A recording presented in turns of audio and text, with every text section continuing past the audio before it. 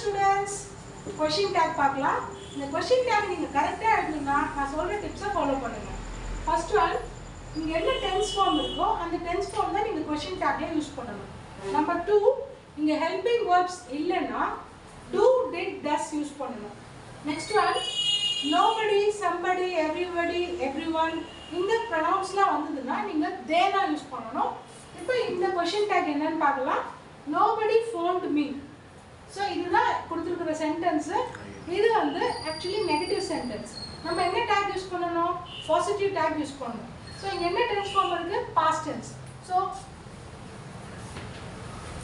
Did use பண்ணுறோம். Nobody is there. So nobody இருந்தாவே நம்ம என்ன யூஸ் பண்ணணும்? ப்ரொனவுன் தே யூஸ் பண்ணணும். Nobody phoned me. Did they? Thank you. Hello students. Question tag பார்க்கலாம். இந்த question